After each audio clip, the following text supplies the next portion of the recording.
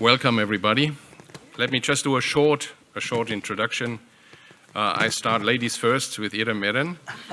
I think your life is what we really could call an international career. Eren was raised in Istanbul and spent years studying and working abroad in the UK, Spain, Turkey, Germany, and the United States. She speaks several languages, including Spanish, English, and not surprising, Turkish. Irem holds a degree in chemistry from Istanbul Polytechnical University, a master degree in international business and marketing from Universitat Autónoma de Barcelona, and is a WSET diploma holder. In 2019, Irem became a wine academica after writing her thesis on the impacts of big data in the wine industry and is currently completing the Master of Wine program. I'm not yet finished. Irem held the position of marketing manager and wine buyer with ISA New York City, based in New York, and senior global brand manager with Torres family, based in Barcelona. She also worked for several years as a winemaker in Spain and teaches WSET Level 3 courses in Barcelona. Since last year, Irem works as Business Development and Sales Director EMEA of BevZero. That was a lot. It sounds like I'm just like, I don't know, like applying for the president of the country. More or less. This is not how I stand. Yeah, absolutely. And Gianmaria Zanella studied enology at the University of Verona and finished his studies in 2008. He then spent 2 years as research fellow in Verona University.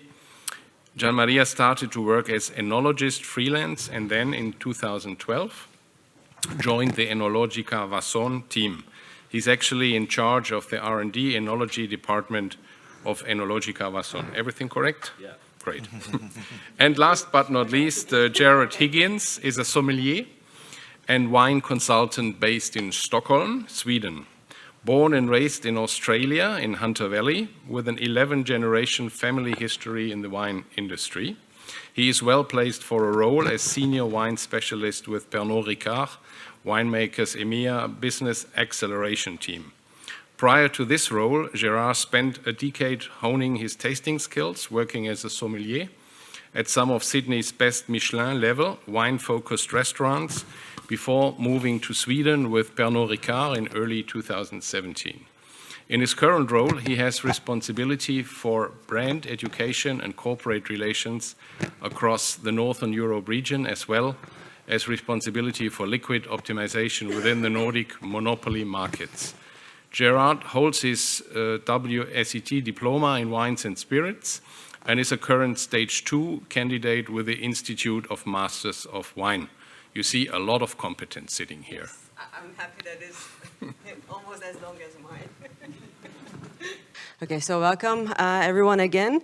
As you see, we have like a really global background, and then Fernando Zamora explained really well all the technical parts of dealcoholization and partial dealcoholization. So now we are going to focus on a little bit of the opportunities in the bulk wine market with the dealcoholized wines. And I would like to start with Gerard Higgins, because he's the one who is closest to the consumer. And then so he can share us his views about like what is the market growth and what is the current status of the market, and what do you see of the future of the non-alcoholic wines at the moment. Thanks, Irem. Well, I think the most exciting thing for all of us in the room to understand to begin with is there is an opportunity for non-alcoholic and low alcohol wines within the market. And we've just got a few statistics here up on the screen. I'm going to stand up so I can read the screen, so I'm not telling you lies. But in terms of the opportunity size, at the moment, it is a $23 billion industry. It's a lot of money. We'd all like a slice of that pie, of course, and there is room for growth within the category. It's expected to grow to that figure by 2032. There was a 33% increase in volume up until 2020. And within the last 12 months, we're seeing double-digit growth at 11%. And that's quite impressive every time, at least in Pernod Ricard, where we see double digits on a screen. In terms of growth, that's something exciting for us. And we as a business definitely see opportunity or further opportunity for growth within this part of the industry.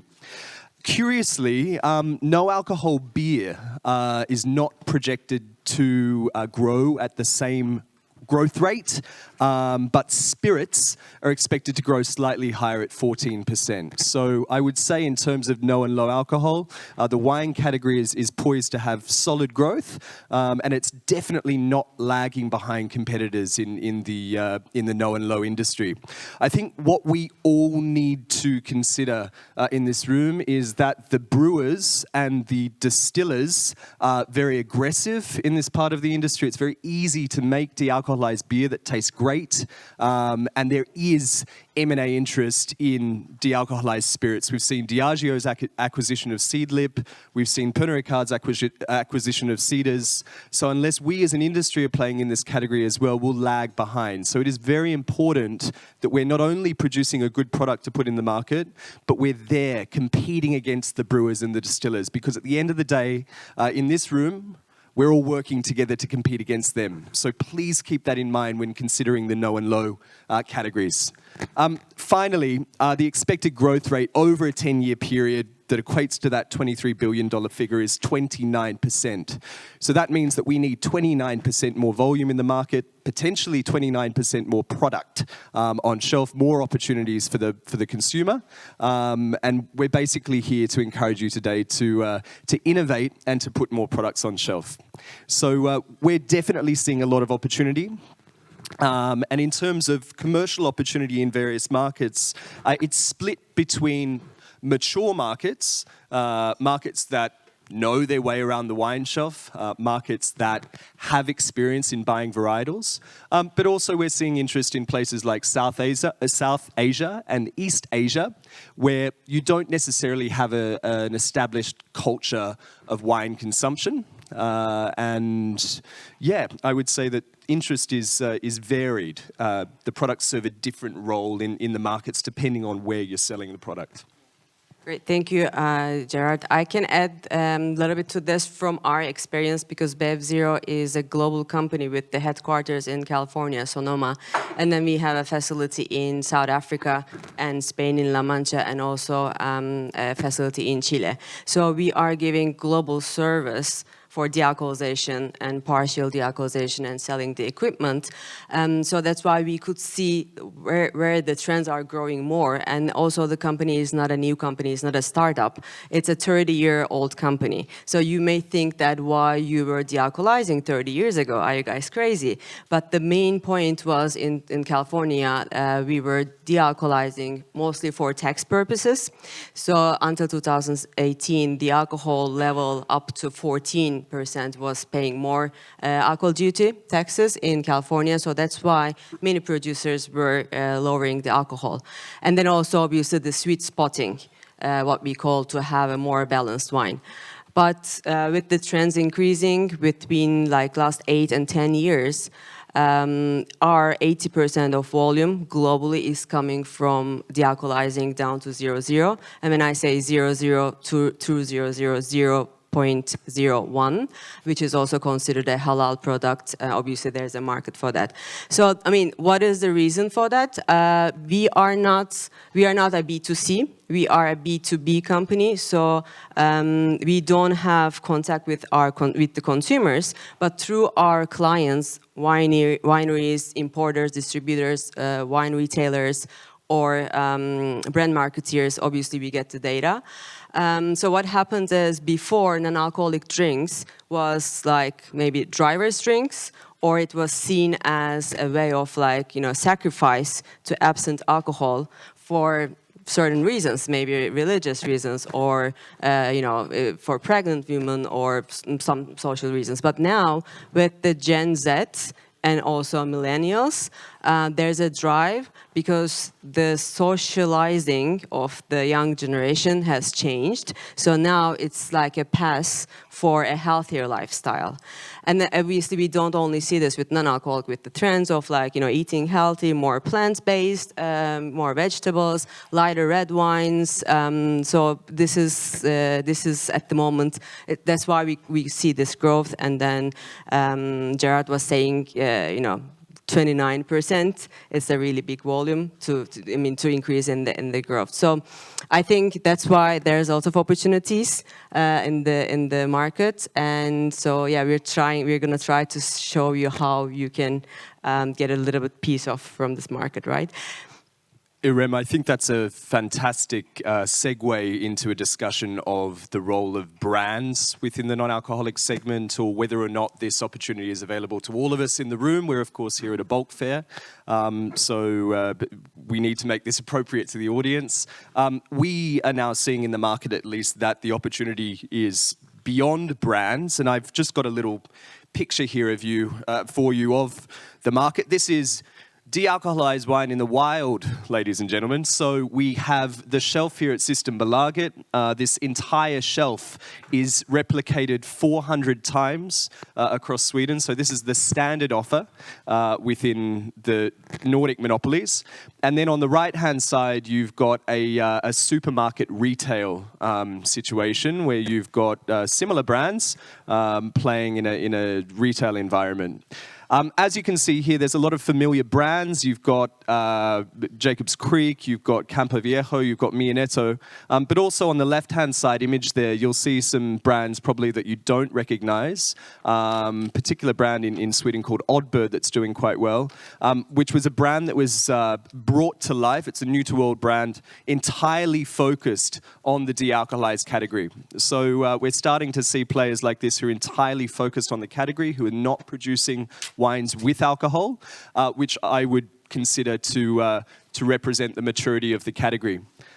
For brands, if any of you work with brand owners or for brand owners, it is worth having a conversation with your brand owner, because what dealcoholized wine allows you to do is have secondary placements in store, or in markets where you have restricted retail, it allows you to place your brand in the supermarket in front of the consumer. So there's a definite marketing advantage for dealcoholized wine. And I would say it's one of the major reasons why Pernod Ricard is playing in the segment. So see beyond just taste.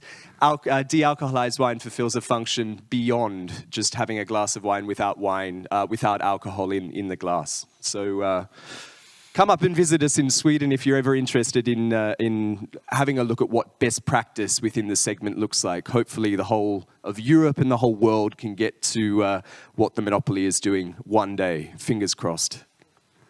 Actually, we also see on the on-trade, like in US, UK, and Nordic countries, we start to see also only non-alcoholic retailers and also non-alcoholic wine bars or non-alcoholic beverage bars as well. So it's like there is a definitely big demand from the consumer. So also my personal motivation to start to work in this space was that innovation, because as we know, wine industry is still traditional if you compare it to beer or spirits.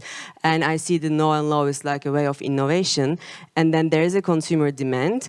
And now finally, wine industry is trying to meet the consumer demand instead of like just making wine and producing and having surplus bulk wine, unfortunately. So that's why I would like to start a little bit of talking about the alcoholization technologies and then how we can make use of the surplus of bulk wine we have as a secondary product. So I will just quickly go to this next slide.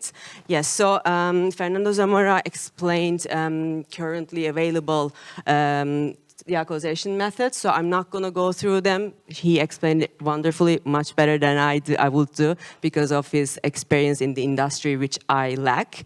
So I will just add a little bit additional information of the technology, and then we're going to leave 15 minutes in the end for the Q&A. So if you have any depth questions, we can go through it. So BevZero has been dealcoholizing partially wine for 30 years, and we started using spinning cone column technology, which is a fantastic technology, Australian technology. I'm saying this like kind of with emphasizing because normally everyone says that their technology is the best. But however, I recognize that spinning cone column technology is a really good technology, and also we are not competitors in this space. I think we should help each other to have the no and low alcohol space growing. But we are using, yes, we have been using spinning cone column for 30 years. We realized around 2014, 15, we can still improve it. And then with our manufacturer partner in South Africa, Logicam, we developed our own technology called Golo, which is a low temperature vacuum distillation. So it does whatever spinning cone column does in one single pass, because what is the important is preserving the essence of the wine. If you want to add it back, then you need to preserve the essence of the wine. And with spinning cone column, you can do it, but you need to do 2 passes. With Golo, you can do 1 pass, and then you have 3 fractions, essence of the wine, non-alcoholic version, fraction, sorry, and then the alcoholic fraction. And then the other improvement here is, because our manufacturer partner is specialized in distillation, we added a distillation rectifier column to the technology. So what happens is the alcohol fraction comes up to 85 ABV, sorry, versus spinning cone columns 40 ABV. So what does this translate into the wine production or wine sales? This translates as a less yield loss. So in spinning cone column, you have between 28 to 32% yield loss. With Golo, you have between 12 to 18% yield loss. So that's why you need to move less wine around. I know that it's not a good news for bulk wine sellers, but it is a much sustainable method, because you are moving less wine around, less carbon emission, and then no water consumption. So having said that, the technology is really important, but also it's not the only important thing. Like the base wine is really important, because we see that there's tremendous growth in the quality since like 5, 6, 8 years. Because before, for the non-alcoholic wines, it was like whatever wine the wineries have, they're like, okay, let's dealcoholize and try to make a good product out of it. But it doesn't work like that. So if you have a good base wine, then it is a key to have a good product. But if you have a faulty wine, obviously this is a distillation process. You're going to concentrate whatever fault you have, and there's no way that you can have a good quality wine. So that's why we recommend our clients to pick the wine accordingly and even vinify the wine accordingly for a no and low alcohol product. And then hopefully in 5, 10 years, then we will start maybe from the vineyards, like planting accordingly. But I think the alcoholization phase is really important. And then in this case, we have the expert, Gianmaria, so I would like to give him the floor and to explain us a little bit how he does pre-dealcoholization. Thank you, Irem. So, the important thing is to work on the base, as we call the wine before the alcoholization process. It's important because nowadays we cannot think about change all our plant system and to achieve less sugar. And it's unacceptable to think to have and anticipate an earliest harvest, because we will have less sugar, yeah, but we will have a lot of problem due to the organoleptical absence of the alcohol. And if we have not well-ripened grapes, it will be really a problem. And we developed in Enologica Vason protocols that must be applied to the base. And as you see here, it's important to monitorize this for stability, But protein stability is not a big problem because after the dealcoholization process, you will not have a problem due to the alcohol lack. And also tartaric stability has to be managed for the low alcohol, but not for the no alcohol. Because if you don't have alcohol, you will have a better solubility of potassium tartrate. But anyway, the main thing is the redox stability. The correct management is really important. Otherwise, you will have an oxidizability very high, and you cannot achieve these antioxidant properties only with SO2. Because if you have only SO2, you will have an organoleptical impact that is not that usually that you have on the wine, but is more similar to liquid enological product. And this is not good on the no alcohol, also on the low alcohol. And this is why we develop an inactivated yeast that was patented to enhance the antioxidant potential of the wine, of the base. It is indispensable to work in this way because to face the right process management and to have these antioxidant properties of the wine also after the dealcoholization process. And also, you have to keep in mind that you have to have good process management talking about the oxygen intake. You have to manage with the right tannin that, for example, we know which kind of tannin can consume a high level of oxygen in less time. And you have to do these things in the right time. And then you have to face the process of the dealcoholization with the technique you have choose. And that is really important to choose the right technique that suits better for the cellar. And in this way, unfortunately, as you may know, the microbiological stability is impracticable. But then it's important to manage on the post-dealcoholization. Do you want to say something other, or? Actually, I was going to ask you about the post-dealcoholization. Yeah. Because I mean, yes, we are moving bulk wine between countries. So how can we move bulk dealcoholized wine between countries? Like, what do you think about the post-dealcoholization stability? This is a major issue. And on the post-dealcoholization wine, if you manage well the base, well, you know, the protein stability is not a problem, and the tartaric stability is a minor issue, and the redox stability is a question. But if you manage on the base, you are okay on the post-dealcoholization. In fact, you can see on the table that if we manage with the X-Pro protection, this is an oxidative test, you have the higher the value and the more oxidation you will have. You can reach levels that are similar to normal wine, but you have to manage also on the post-dealcoholization all the redox stability. But talking about the microbiological stability is a major issue due to the alcohol lack. And this is why you can use the MDC, but you know it works well on the yeast.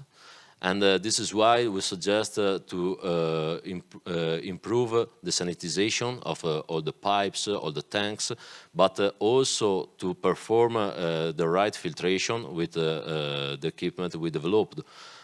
And there is also another way. You have not so much time in this case, so for the bulk is not so easy, but you can manage with the right bioprotection.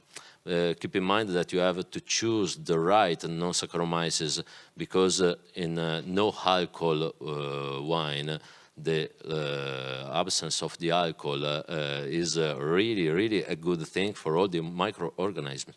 And the result sometimes is really scaring, is a problem. It's really a problem because it can happen that your no-alcohol wine will become something that smells like cheese, and it's not so good. You have to work with the right bioprotection, and it's important to keep a low temperature, and this is not so easy. But with the right bioprotection, for example, with the one that we develop, you can work on that. Anyway, the thing is also related to the organoleptical impact of this dealcoholated wine, because, okay, low alcohol are similar to normal wine, but no alcohol, we have to keep in mind that they have to be similar to wine. We cannot talk about other kind of drinks. And as said by Gerard before, and also Irem, there's a new generation that is asking for a different kind of product. And this new generation is really paying attention to the healthy. And the solution cannot be only managed with sugar addiction. This is not the way, in my opinion, to work with sugar addiction. You have to work on the base for the acidic management, because as seen in the presentation of Professor Zamora, you will see that there is a response of the acidity that is quite different comparing to the normal wine. And you have to manage the structure and the body, and to preserve the aromas. But to preserve the aromas, you have to work also on the post-alcoholization process to be sure that you don't have any microbiological spoilage. So this is why we suggest also the bioprotection, but this is why that at the bottling time we suggest also CO2 management with membrane contactor to enhance the organoleptical point of view, because you cannot work for the organoleptical aspect only on the post-dealcoholization process. You have to anticipate the problem. You have to manage before on the base, and to see with your eyes how the enological objective of this low or no alcohol wine. And this is why it's good to anticipate all the technical point of view, all the technical management, and this is why we suggest sometimes to change your opinion about the technical management of this kind of wine. Is only to do a different kind of think, and to think before the process. And then everything will be really, really easy. Great. Thank you. I don't know about if it is easy or not. No, but I'm like, yeah, for example, what is we know, like, white wines or sparklings are easier, but the red are is like much more difficult. I have a question. I don't know if... Okay. The lack of ethanol may have also other things. By example, no ethanol means that no ethanol is formed, no acetaldehyde. That will be an advantage in whites, because then the olfactive oxidation is not perceived. But what happens in reds? Because without ethanol, no ethyl bridges, no evolution of the color, no evolution of the astringency. It's another chemistry, absolutely different. Yes. You hit the point, Prof. And in this case, it's really hard to manage on the red wine. So you have to work on different, from a different point of view. As you said, it's a total different chemistry, and you have to move to achieve your color as soon as possible, and to keep in mind that in this way you have to achieve a color that it will be good for the time that this no alcohol will be on the market. But this is a major issue, and we have to manage for the future, because if you will be able, we will be able to preserve this wine during over time. We have to think something about it, and we're working, but it's not so easy. It's not so easy, and also on the rosé wine, it's not so easy. also that, because this is why we work with this kind of specific inactivated yeast, the X-Pro range, to preserve the color on the we like to analyze the color of the wine with the syllab coordinates, and to keep in mind that we want that this kind of color, and is a different strategy, and it's not only it's more similar to a technological point of view that a winemaker point of view.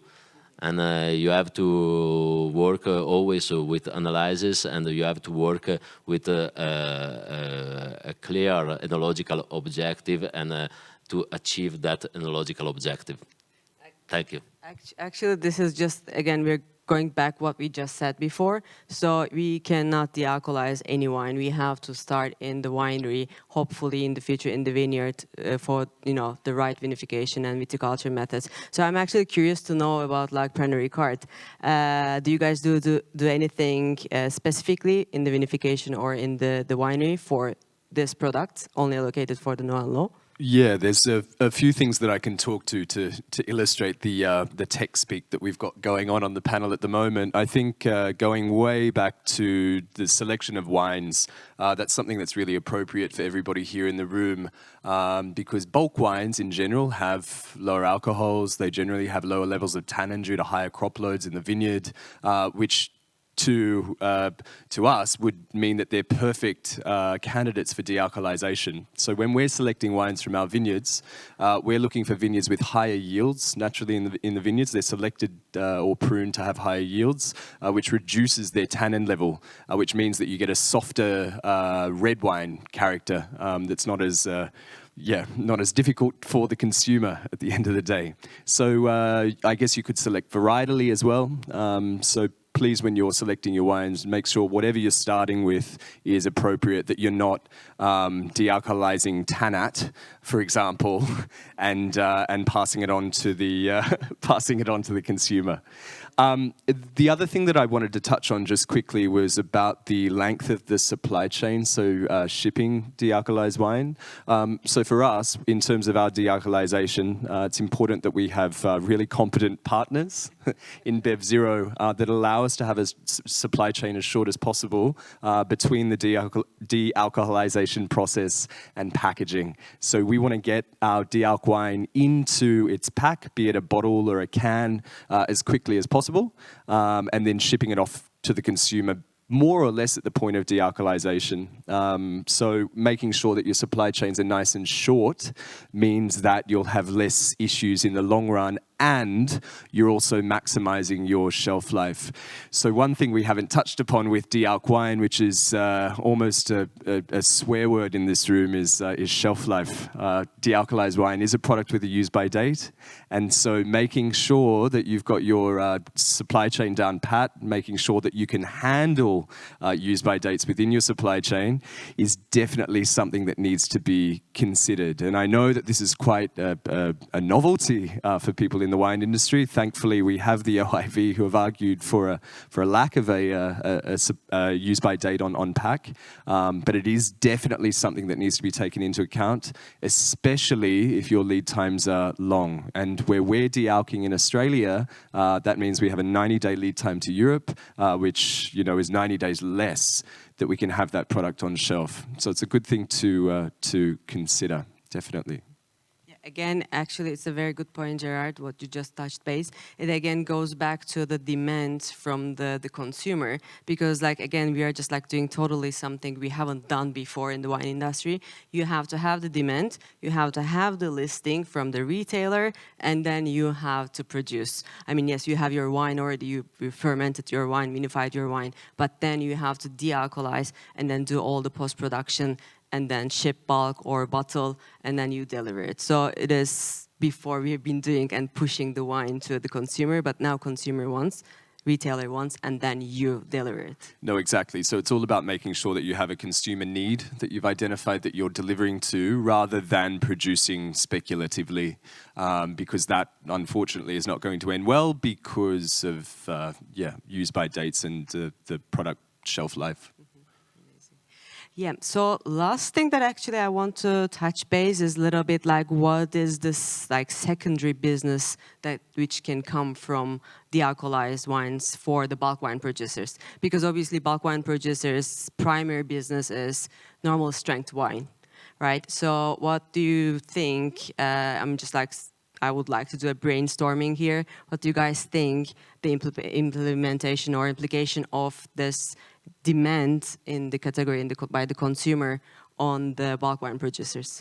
For me, it's definitely value addition within the supply chain. So as bulk wine suppliers, it's great if you can have conversations with your brand owners or your buyers to tell them what's available to them. Now you all have a contact in Irem to get your volumes that you're producing dealcoholized, and this should be something that's worked toward together with the people who are selling the product onto the consumer. So that definitely is I guess, a major competitive advantage for you as a supplier, because I'm telling you, there's lots of producers around the world who won't have the knowledge of dealcoholization within their own supply chain. So use it to your advantage, increase your portfolio, increase the opportunities or the options that you're giving to your buyers. Actually, there's also another opportunity. I don't know if it is something good for the wine industry or not, but definitely, green rules. So, alcohol taxes. So what I was just saying in the beginning, when we started 30 years ago in California, it was mostly for tax purposes and obviously sweet spotting. And now we see the comeback again, especially with the new tax regulations in UK. So the higher alcohol you go, then you have to pay more taxes now. Before it was 12.5 and more, and then fortified and sparkling had a higher tax because it's considered as a luxury product. But now anything between 8.5 up to fortifieds will have different tax brackets. So every 1.5 alcohol, you will have more taxes. So in this case, we see this since the beginning of this year, demand from producers, from bulk wine producers. They don't want to pay tax because tax per one ABV is higher than what they would pay for dealcoholization. So they are trying to reduce the alcohol 1 degree or 2 degrees, or also the buyers from UK, they don't want to buy 15% alcohol anymore, and they want to buy less. And actually, when I was working in Torres, there I was working with the consumer and the off-trade and on-trade. We already saw this with Norway, because Norway didn't accept like more than 14%. Am I correct with that? Because you are dealing with the Norway market, that's right? correct. Yeah. So there are tax benefits in reducing alcohol levels with shipping wine to Norway, of course. And I would just say in general, from a consumer perspective, younger consumers, millennial consumers are not particularly interested in drinking wine at 15.5% alcohol anymore, which is unfortunate because that is the direction that the European industry is headed in. But as an Australian sitting on this stage, I'm here to tell you that you can use technology to reduce your alcohol levels and to make your product more attractive to a younger consumer base. So do keep that in mind. There are ways to fix or to correct a wine that you end up with that may end up too high in alcohol due to the unpredictable weather situation that we have thanks to climate change. Anything else to add from your side, from Italy market? What do you see because Italy is a tough market for the consumption of this product, what do you see like the feature and the demand? In the Italian market, we see that there is a lot of interest on low or no alcohol, and they start from at the beginning, they start from no alcohol, but then they move on low alcohol wine. But now the demand of no alcohol is rising again, and this is due to healthy person and to new generation. as we said before. And this is really a topic that is rising. So I think that there is a good space for everyone. And also there is a lot of demand for the base wine because, you know, Italian has a lot of autochthonous grapes, but as I said before by Gerard, you cannot start from every kind of grapes. And there's a lot of tannic grapes. And so there is a lot of interest on the market about this base wine that suit well on this process. Great, thank you. Anything else from the Spanish market, Professor Zamora? I am not an expert in market, but I think that the sensibility for non-alcoholic wines, no, is increasing in Spain. It's a starting market, I think. But in my opinion, I am not sure, but most of the non-alcoholized wines made in Spain are going to exportation mainly, because the Spanish consumer is not don't used to drink this kind of wines. But I think that is a problem of time, because all the trends are in the war arrives at the end of all the markets. Actually, from our experience, because our facility in Europe is in Spain, and then we give service to Spain, France, Germany, Latvia, Denmark. What we see is actually Spain is a very interesting market, and it's a fragmented market in that sense. And it is, yes, Spanish producers, they're exporting. UK, Nordics, US, Japan. Japan is a very important market for this category, and China as well. But also Spanish producers, they're also producing this products for Spain.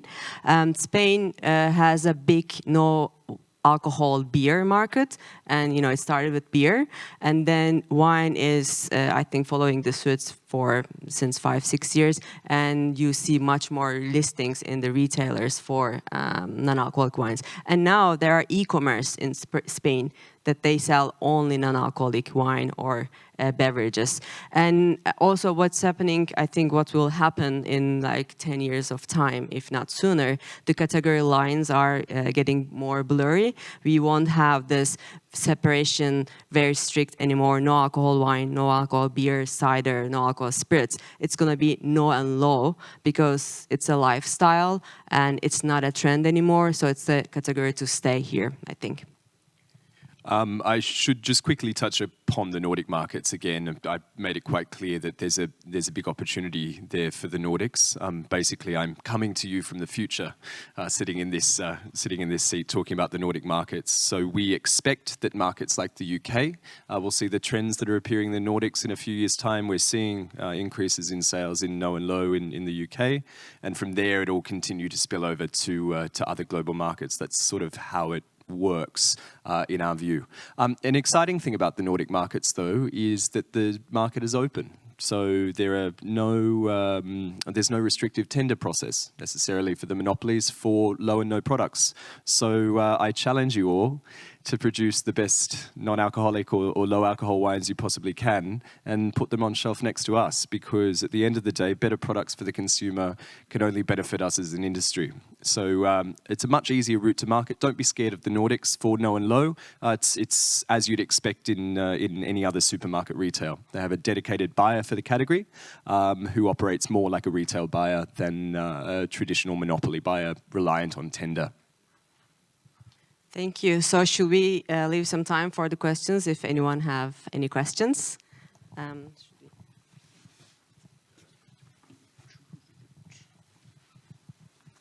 was it? Yes. Hello, thank you for this amazing debate. It was really useful. I'm Sofia Krasny and I'm an export agent. So my question is, can we touch for some sentences the price point of view, and mostly the ex-works price, how it's affected, because it's, as we heard, it's a little bit pricey to have the dealcoholized wine, and how it affects the ex-works price and how it sits on the shelves, because the taxation maybe, helps in the end.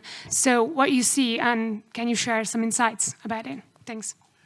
Yeah, I'm up the pointy end of the supply chain, so I can talk about price on shelf. Non-alcoholic wine or dealcoholized wine is definitely an expensive investment because you're adding an extra step within the supply chain. The dealcoholization costs money, keeps Irem in work. We see it as a marketing investment, basically. So I would encourage you to have a creative accountant and try and find money to pay for the dealcoholization process somewhere else within your budgets rather than just as sort of like cost of goods, rather. So yeah, it depends how you consider the product and the role that the product is playing within your portfolio and within your architecture. Don't look at it necessarily as an isolated offering. Can I just add something to that in the pricing? There's something important that obviously each wine producer needs to think of. Yes, dealcoholization add another step. It's costs money, but then you're gonna have a yield loss as well. So you need to calculate about your yield loss. You're gonna lose whatever percentage alcohol you are separating. You are losing that one, and then also you're losing a little bit more water too. So with our technology, it's between 12 to 18%, depending on the alcohol and the color of the wine. So this is an added cost. But however, the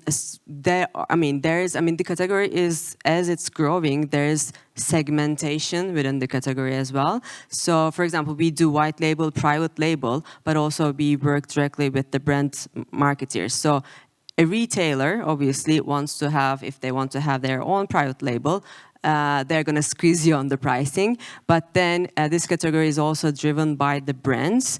So if the brand image is strong enough, then you can go up the €30 per bottle, which we see in the market. So there's anything between, X works price, €2 to, €10, and then obviously the rest is the markup for the seller. And just in addition to that, the losses in the winery and the costs are recouped in tax savings that you'll make a lot, I guess. In terms of pricing on shelf, just quickly to touch on that, there's a consumer expectation that dealc wine will be slightly cheaper.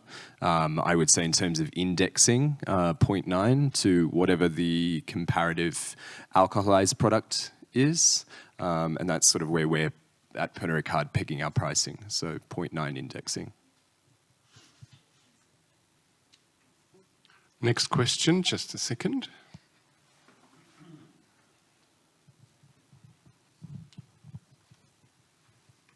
Yes, fascinating presentation, thank you. How the perceived quality of de-alc and low-alc wine has improved hugely in recent years. However, it is not necessarily directly comparable to the full strength wine, if you like.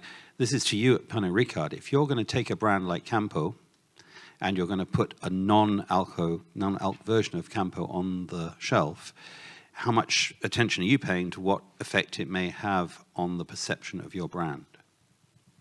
Because you've got a flavor, you've got a product that tastes different to the product people are used to. Yeah, that's a really good question. So we, first and foremost, we make sure that we use the appropriate technology to get the best tasting product that we can. So we're using GOLO technology for our Spanish product, which you'll all taste in a minute, which we think is best suited. We're not using reverse osmosis or other technologies that have been around for a little bit longer. And at the end of the day, the consumer has a taste expectation that we need to deliver to, more or less.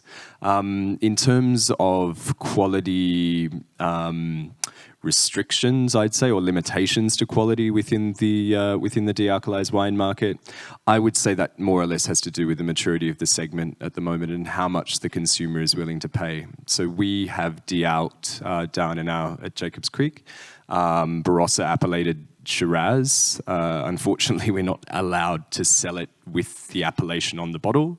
But in terms of its organoleptic quality and the quality of the tannin once the wine's been dealcoholized, it is outstanding and unmistakably a dealc wine of terroir. You'd smell that product and you can tell immediately where it's from. But we're not quite there yet in terms of the consumer. But one day we hope that we will be able to confidently put wines with appellation in bottle. But that is a lobbying piece, and yeah, there's lots of discussions that need to be had before we attempt that in front of the consumer. Further questions?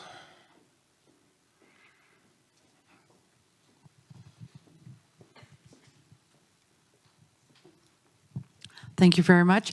Hi, I'm Esme. I'm a wine journalist moving into the 0.0 category.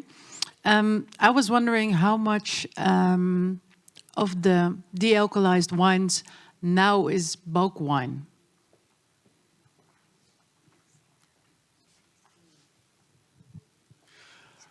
Yeah, that's a really hard statistic to just pull out of the sky. From our perspective, the Spanish product that you're going to taste is purchased in bulk, so we use a third-party supplier to supply that wine.